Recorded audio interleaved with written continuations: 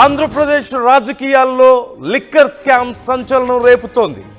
ఇప్పటికే కూటమి ప్రభుత్వం సిట్ ఏర్పాటు చేయడం, సిట్ చాలా వేగంగా విచారణ చేస్తుండడం, వైసీపీ కీలక నాయకులందరినీ అరెస్ట్ చేస్తుండడం మనం చూస్తున్నాం.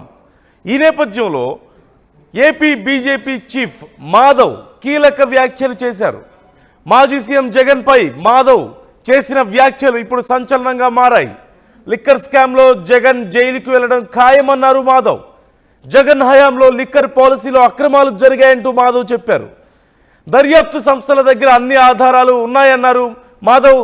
జగన్ కార్యకర్తలను రెచ్చగొడుతున్నారంటూ కూడా మాధవ్ కామెంట్స్ చేశారు. ముఖ్యంగా ఇప్పుడు బీజేపీ కూడా దీనికి సంబంధించి కీలక వ్యాఖ్యలు చేయడం మరింత సంచలనాన్ని రేకెత్తిస్తున్న పరిస్థితి మనకు కనిపిస్తోంది. ఇప్పటికే కూటమి ప్రభుత్వం ఏర్పాటు చేసినటువంటి సిట్ చాలా దూకుడుగా వ్యవహరిస్తుండడం, వరుసగా అరెస్టులు చేస్తుండడం, 12 మందిని ఇప్పటికే అరెస్ట్ చేసిన పరిస్థితి మనం చూసాం. మరొక 8 మందిని కూడా నిందితులుగా చేరుస్తోంది. ఈ నేపథ్యంలో మరిన్ని అరెస్టులు ఉండబోతున్నాయంటూ క్లియర్గా తెలుస్తోంది. ఇప్పటికే జగన్ కూడా ఈ అంశానికి సంబంధించి చాలా సందర్భాల్లో మాట్లాడారు.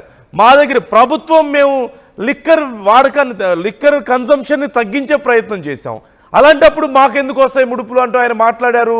ఇదంతా కూడా కుట్రపూరితంగా వ్యవహరిస్తుంది కూటమి ప్రభుత్వం తన మీద అంటూ కూడా ఆయన మాట్లాడిన సందర్భాన్ని మనం చూసాం.